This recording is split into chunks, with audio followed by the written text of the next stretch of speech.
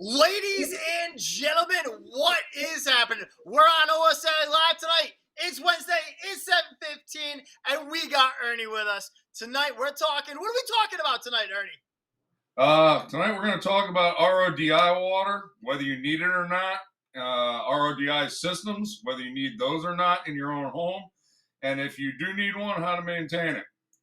And we're also going to hit you guys up with a quick Blue Friday recap from all the OSA sales that we got going on this weekend. But for right now, Peter, hit that intro, baby. Woo!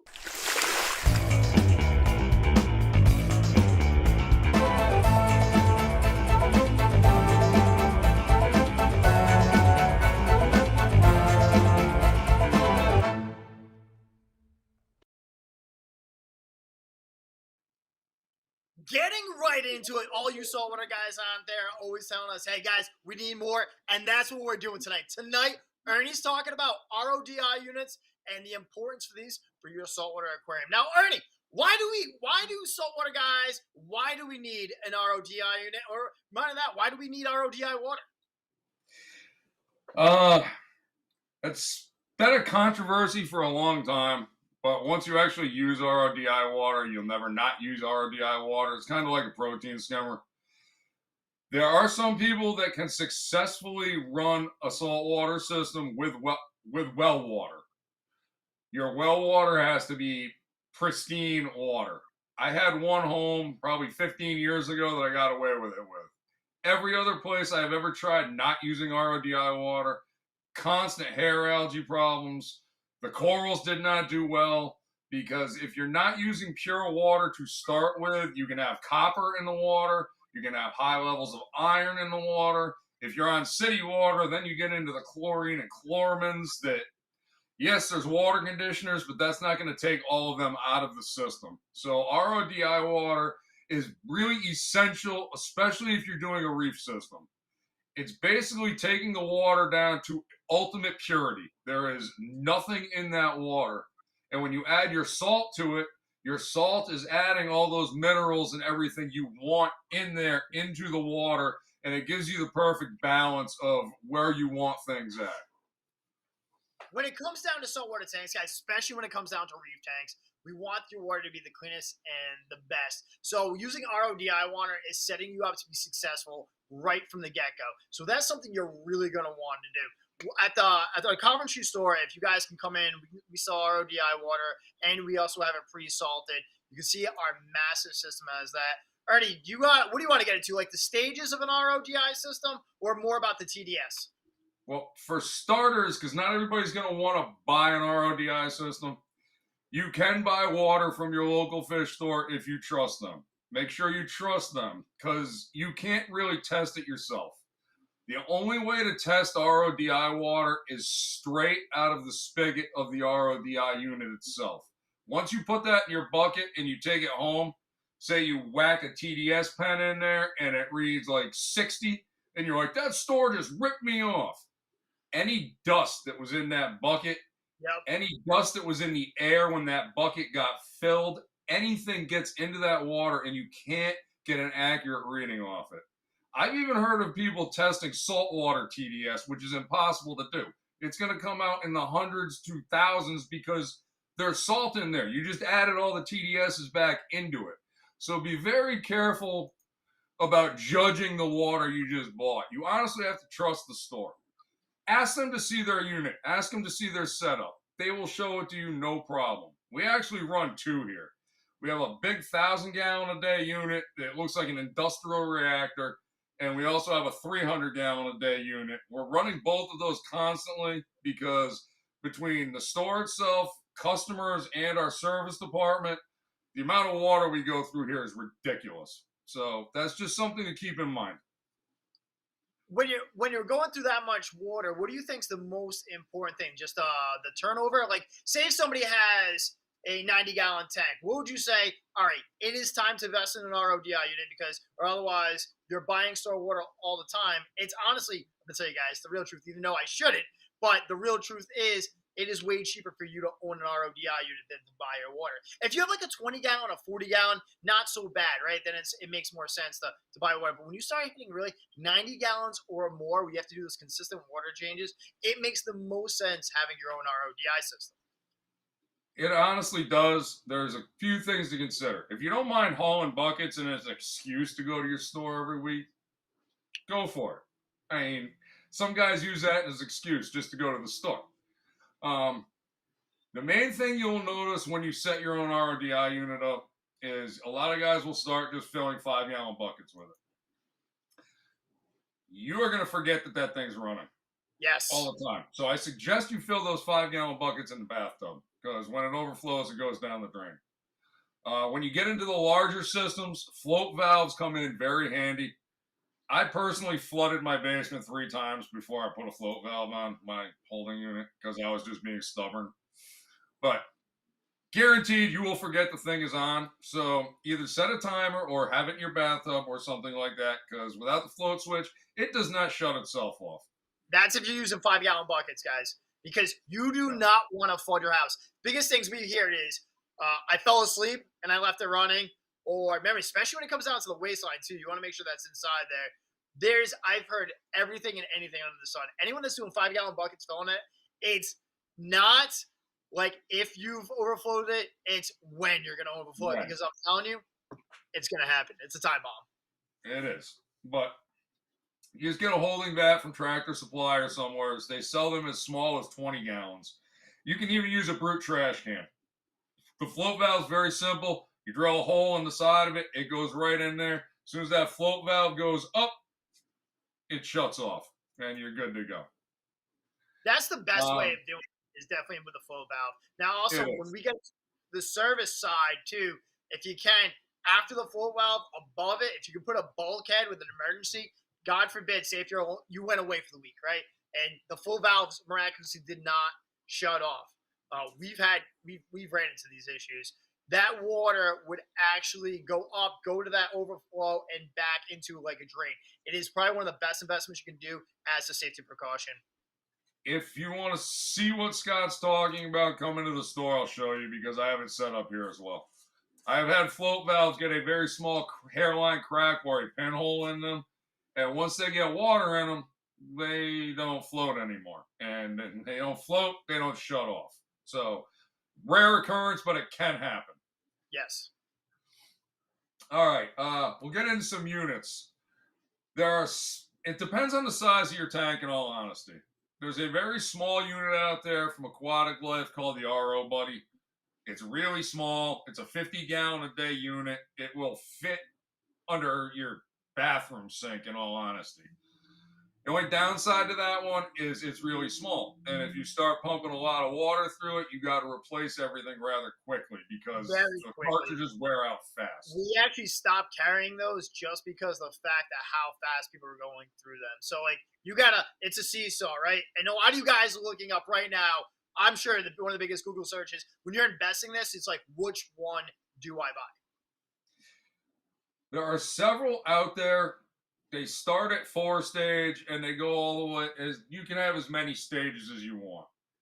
What I'm going to tell you right now is the more stages, your water's not any cleaner.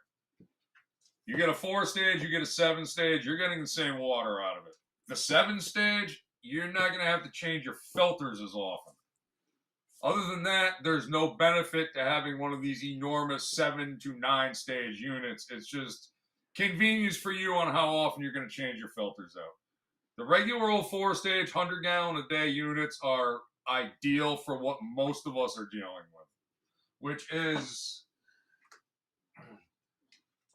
we carry this Aquatic Life. It's a 100-gallon a day unit. We also carry the Aqua FX unit.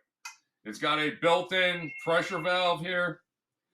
Most of the time, you'll notice if you're on city water, your pressure is going to be at about 60.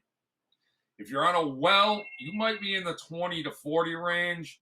These units work ideally at 80. They will work at 60, so you don't need a booster pump at 60. But if you're at 40, you want to get a booster pump for these. That is an add-on for them.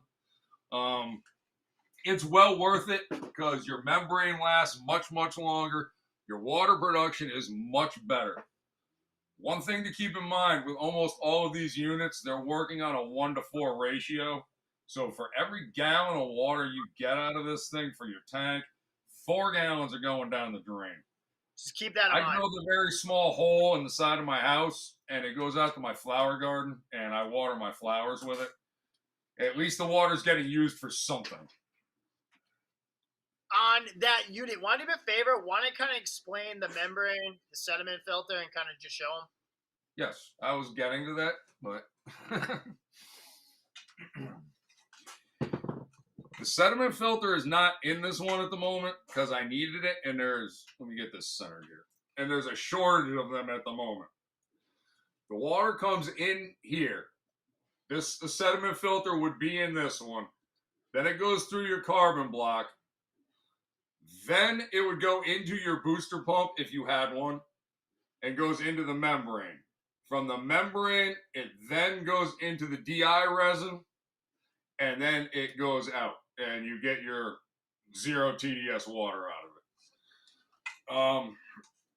Excuse me. How often do you think we should change something like that? Say if I bought one, because that's the next biggest question. The sediment one is easy. You look at the sediment one, it's white. It's a clear canister. Once that thing's brown, I change when they get tan. You can get them pretty brown, but once they get tan, take that thing out, chuck it. It's only like $7. It's probably the cheapest part of anything in this hobby altogether. That is true. The carbon filter is very important, and a lot of people don't understand how this actually works. If you are on city water, this is what's taking out all the chlorines or chloramines that are going through the system. The sediment takes out the heavy sediments. The carbon takes out all the chemicals, but the important one is the chloramines and the chlorine. Because if any of that gets through the carbon filter and hits your membrane, the membrane is the most expensive part of this unit. It's shot if any of that gets through there. They recommend every 500 gallons you should change out the carbon. I'd change it out every other sediment filter change, just to be on the safe side. Your membrane, that should last you at least a year, maybe 2. It all depends on how much water you're making. There's 2 routes to go about to tell if your membrane is no longer producing right. One add-on I highly recommend for these units, it costs about $50. It's an inline TDS meter. It's got 2 T's in it. One of the T's you mount coming out of the membrane. The other T you mount coming out of the DI resin. Why do you want one after the membrane? I don't care what that is, as long as it's 0 coming out at the end. You can keep an eye on that. And when the TDS out of the membrane starts going up, that means that the membrane is on its way out. The one that's coming out of the DI, that's the important one, because the DI is what you're going to do most maintenance on with this. Yeah. As soon as your TDS, some guys push it all the way to 3. I like when it hits 1, it's time to change out the DI resin. It's very simple to do. You can either buy bulk DI resin, which a lot of people will do if they're making a lot of water. If you're not making a lot of water, they sell a pre-packed DI canister. You just plop that thing in there, you're good to go. When you change any of these out, run 5 gallons of water through the system just to make sure everything's cleaned out, with the exception of the membrane. When you replace the membrane, you should throw away about 25 to 30 gallons of that water, just to get all the production materials out of there. When it comes down to doing the setup, right, when you're tossing out, do you think they should change the whole thing in one shot, or more this should be changed as it's needed? Like, just change the carbon to just the sediment, just the DI. That's completely up to you. Some people want to do it all at once. They don't need to be done all at once. Depends on your water. If I changed out the carbon block here every time I changed out the sediment, you would kill me. Yes. Because I'm changing the sediments every week. And carbons I'm only changing every like 3 weeks. Can you explain to everybody how massive our setup is? It looks like something for it's looks like a nuclear reactor. Yeah, it's what they use for a major public aquarium. This is your average. That's your average carbon block. Ours is, I believe it's a 62-gallon tank. The sediment filters are usually this size. The sediment filters on that unit, there's 3 of them, and this is on the desk right now. They're about that big, and there's 3 of those. Yeah, I Your want to see average membrane is about this big. The membrane on that one and back is about the size of at least 6 of these.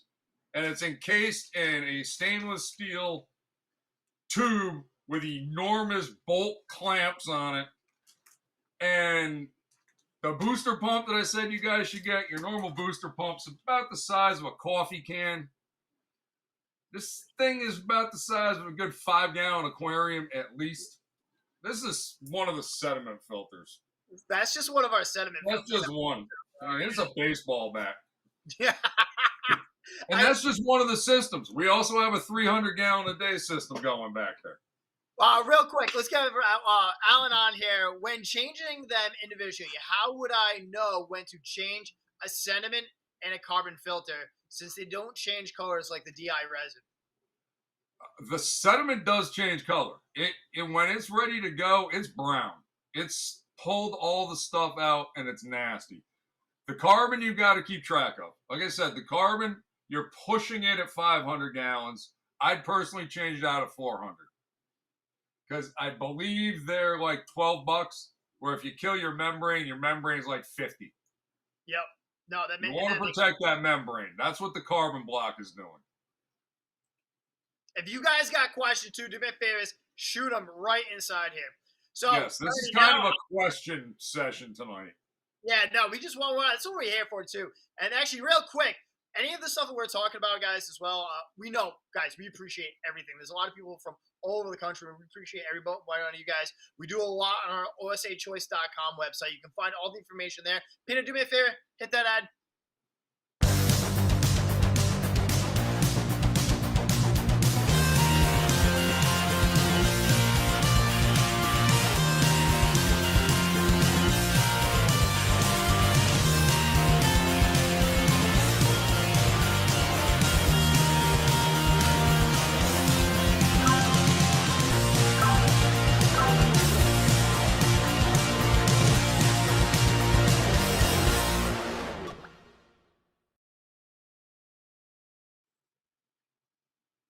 Ernie, now one of the biggest thing is a lot of people get kind of nervous about RODI systems and where to hook them up. Where would you suggest how to hook it up, where to hook up, and how would we go about that? Most of them you can put under the kitchen sink. Like your 100-gallon-a-day unit will fit under the kitchen sink. Preferably if you have a basement. Not everybody has a basement. Most people live in apartments. So ideally basement. Apartment or bathroom. You know, in an apartment, kitchen or bathroom.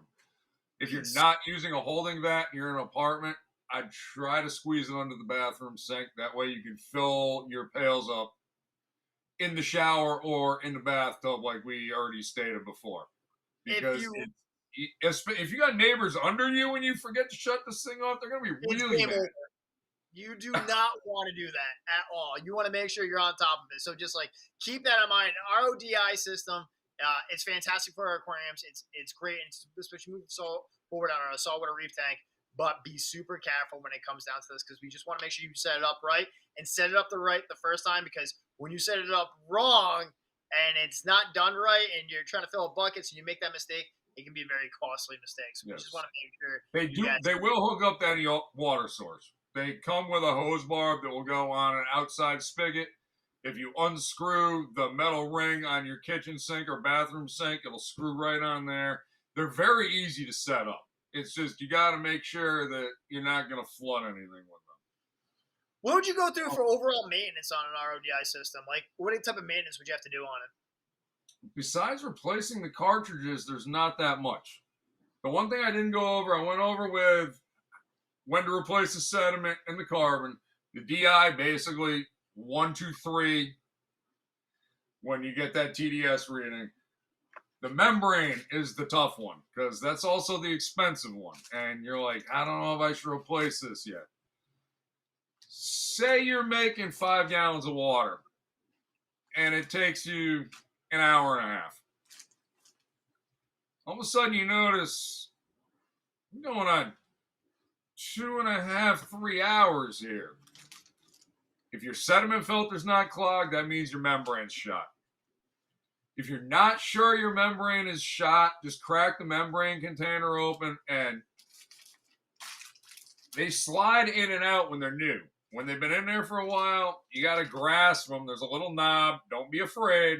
Take a pair of pliers, twist it a little bit, it'll pop right out. You get it out and just squeeze it. If it's squishy, it's shot. This thing should be hard. It should not be squishy at all. Second it gets squishy, chug it. It's done. Everyone, set mine up is honestly really easy. To drain waste into washing machine drain pipe. That is actually a really common way of setting up, and that's probably the most common way we do see him set up. Because you can just take that right down the waste. The only thing I would suggest, we did have a person that make sure you tape it or you make it so it's definitely down there. It can fall out of there. Where it fell out and then it just poured wastewater on the floor. So just think of all this. Alan is back in here. He just wanted to know, would you recommend a 6-stage sediment, carbon, membrane, DI, that has extra filtration with the second carbon filter, or a 5-stage sediment, carbon, membrane, DI, that's a 1-to-1 wastewater ratio? If you've got the money, the 1-to-1's the way to go, because in the long run, you are going to save money with the 1-to-1 ratio. Whether you're paying for city water, or if you're on a well and you're like, yeah, this water's free. Now, water's not free because your water pump is kicking on constantly. And the more that water pump runs, the more your electric bill goes up. So if you can get 1 gallon of water per 1 gallon of waste, that is honestly the way to go. It's just your basic system is 1-to-4. What are they looking at price difference-wise, right? What's the difference between like an aquatic, like we'll use aquatic like 4-stage versus one like that? Most of the 1-to-1 units are pretty pricey. You're usually in the $700-800 range for the 1-to-1 units. And it all depends on, make sure it's a trustworthy company and you're going to get 1-to-1 out of that. That's another, they can tell you you're going to get whatever they want. You've actually got to measure that out to make sure that's what it is. The average RODI unit's around, I want to say 250 is probably the average. They've around 250. They used to be, I remember like not even like that long ago, 2 years ago, 3 years ago, 325, 350. They're very affordable now. And also you have probably that's what our membrane costs. Yes. Yeah, I know. Our membrane costs $378 to put it in perspective. Yeah. So like just keep that in mind when it comes down to Carl and Woj. I have a Whirlpool RO setup. Should I wait? I have a Whirlpool setup. Can I add a DI to it? An Whirlpool. Oh, so there's a Whirlpool RO. There's a home RO setup. Yeah. If you set a DI up to it, you can no longer drink the water that comes out of that. Correct. RO water you can drink. RO DI water is very unhealthy for you and your animals, and unless you're adding the minerals to it, RODI water it screws your electrolytes up. It's not healthy to consume. In fact, when we come down to freshwater, on the freshwater side, we'll use RODI units for planet tanks, like for things like that, but not when it comes to advanced planet tanks. Yeah, we'll actually have somebody that knows what they're adding into it. Mm-hmm. It's actually harder to use RODI for a freshwater tank than it is for a saltwater tank, in all honesty. Hold on a second. Yep. And boom, there he goes. A fish jumped out of the tank. I was like, wait, no. I'm like, I got him. I got you, little buddy. Don't you worry. Any of you guys got any other questions? Hit us up. Ernie, what else you want to add? I think that's about it. With the exception of, I highly recommend using RODI water. A lot of old school guys are still, like I said earlier, my water's fine. Start using it, and you'll be surprised at the results. Oh, all Especially, my algae's going away. It's not as bad as it used to be. And the people that are using RODI water are saying, oh, I got hair algae anyway. Try not using it and see what your hair algae looks like. And it's a totally different animal in that situation. and you gotta do those water changes. That's probably the biggest advice we can give you. Push those water changes. Water changes. Manual cleaning and water changes. That's That's nobody wants to hear manual cleaning. Y'all come into the stores and say, look at these tanks. How do your tanks look like this? We clean them every day. That's how they look like this. Can we get you a really nice looking tank that you don't have to clean every day? Yes, that's where the RODI and the UV sterilizers and the protein skimmers and everything else comes into play. But even with all of that, even with auto water changes, you still have to manually clean your glass, your rocks with a toothbrush once in a while. It's part of the gig. be on time. Yes, it will clear. Just get it time. Let the filter run. Let it do its thing. You'll actually notice it a lot clearer by tomorrow. It's just the free floating sediment that's inside that water, all the free floating. That's from putting that sand in. Same thing when we set up a saltwater tank or we had that live Fiji pink sand. It's super cloudy that day. The next day it clears right up. All right, you want to move on to the all the sales we did this weekend? It was a great weekend. I It met a lot of great new people.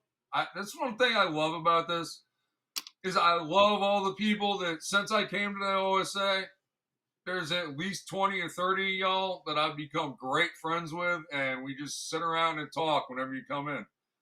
But every weekend, that list keeps getting added to and added to and added to. We're meeting so many new awesome people that are just getting into the hobby, and it's so much fun to get you guys set up.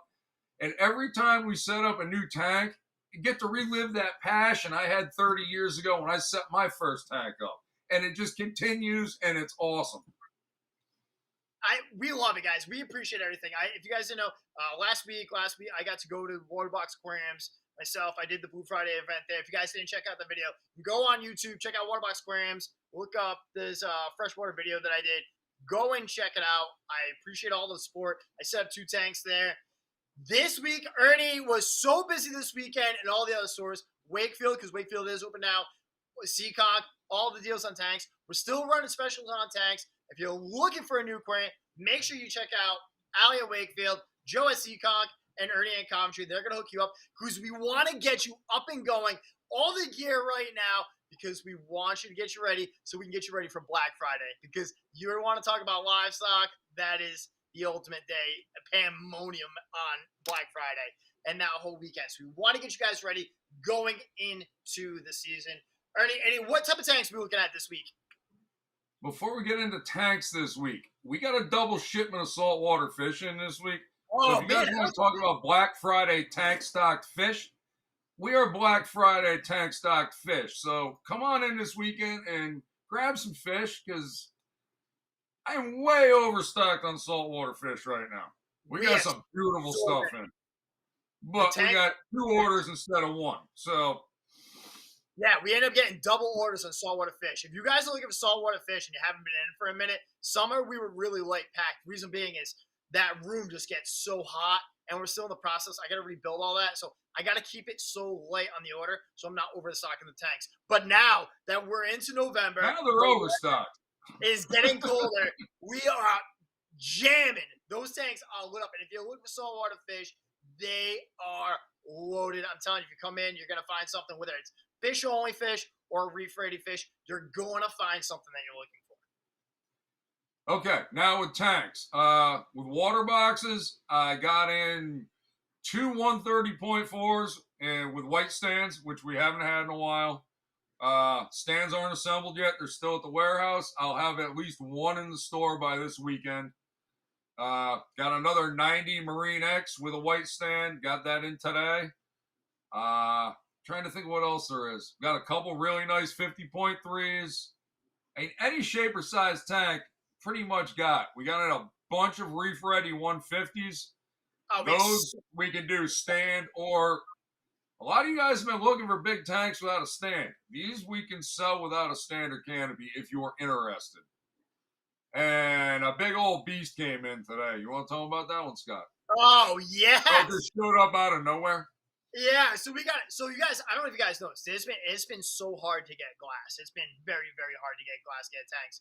And it's just like everything I've ordered, and I'm finally getting everything right now. So we just have it and we're ready to go. But we got a monster 225 reef ready Sapporo. Mwah! I can't wait. That is going to be epic. Whether you set that up freshwater or saltwater, you want a bad mamma jamma, that is definitely going to be it. Well, I have a It is stand coming from enormous. Planet Aquariums. That'll be ready. James. That's a question for you, Scott. I know, that's right. So what he did is, what about the two new series of tanks water box carries? So water box on the newer series, they're pretty much those aren't really going to be available for dealers. They might be, but they're more working on those direct because they're building the stands. So those are going water box directs on, I believe it's the Infinia and obviously the LX series as well. We can install them if somebody wants it installed. That's something where we'd have it shipped to their house and install it, but it's not one we'll actually bring into the series. The ones that we stick to are the all-in-ones, the Reef series. I love the Pro Reef series. Like, that whole Reef series is fantastic, up to the 220 and the Marine X, because those are our start standard series. If you want to get into one of those monsters because of the weight, and also think about this, that is just straight glass. So much can go wrong with that with shipping, and especially now, shipping has been so tough. That's how we do it. So it's shipped right to you, and then we can go install it from there. Can you make a tank to hold an octopus? That is not what we get into. We could definitely do it. It's just I've not. done it. It didn't look too pretty. It had duct tape and stuff, but Yeah, I held an octopus for 3 years.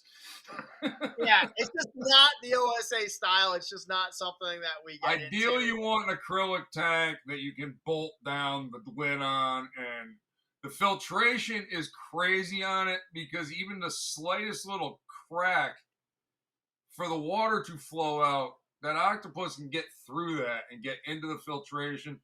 It's very difficult to do, but it can be done. Just keep in mind, unless it's a GPO, they don't live very long. The cute little ones you see are about 3 years, and you get very attached to these things. It's like having a dog. They crawl up your arm and hang out with you and stuff, and they're so intelligent, but their average lifespan is 3 to 5 years. So keep that in mind. That's it for me, guys. You got anything else you want to add, Ernie? I think that's about it. All right, guys. Join us. More questions. Yeah, if you guys got more questions, hit us up. If not, we're getting out of here. Join us every Wednesday, 7:15. We're going live on Facebook, and we're going live on YouTube. Next week, we're going back and forth.